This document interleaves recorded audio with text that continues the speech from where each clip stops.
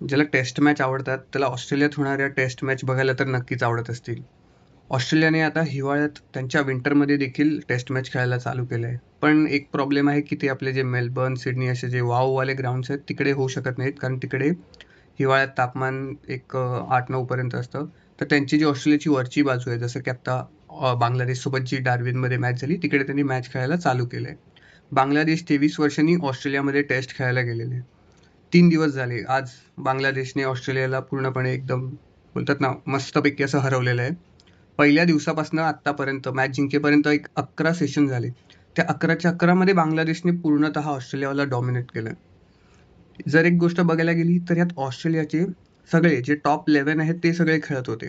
असं नव्हतं की थोडी सेकंड लेव्हलची टीम आहे किंवा काही तर आपण अजून दुसऱ्यांना बसूया, एखाद्याचा डेब्यू करूया, असं काही नव्हतं. 11च्या 11 टॉपचे खेळत होते.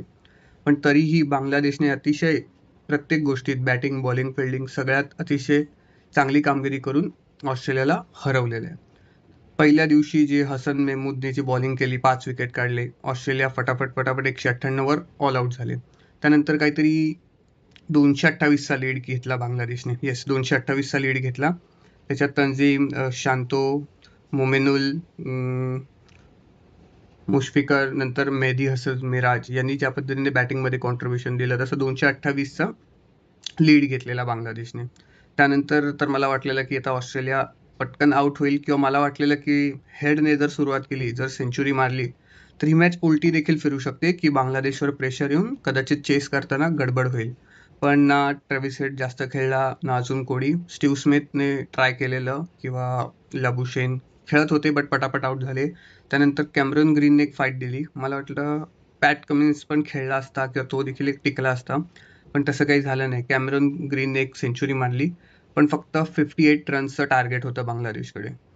ते त्यांनी एक विकेट गेली आणि त्यांनी ते इझिली चेस केलं.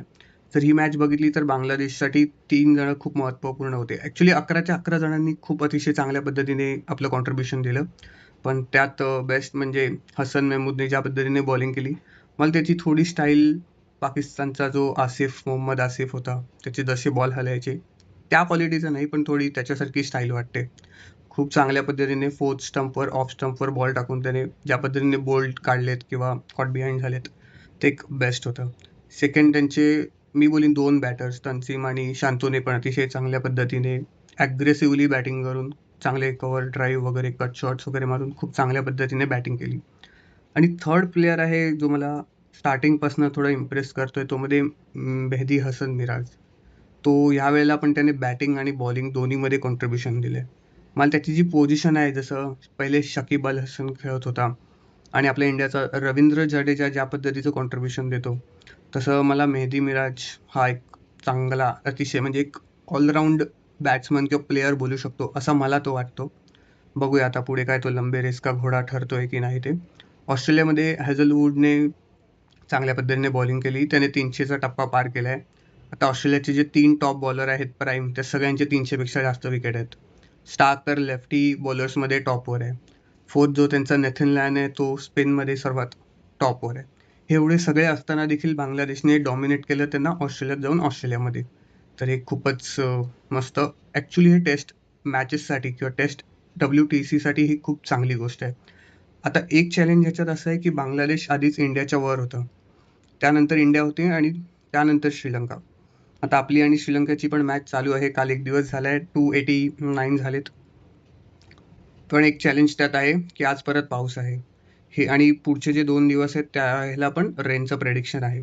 तरी अशीच झाली, नो रिझल्ट आला तर आपले पॉईंट्स अजून कमी होतील. बांगलादेश आत्ताच अजून वर गेलाय.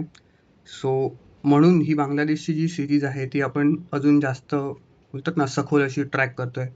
Let see. पण टेस्टसाठी खूपच मस्त दिवस आहेत, खूप चांगलं चाललंय. So hope for the best. बघूया आता काय मजा येते अजून पुढे ती.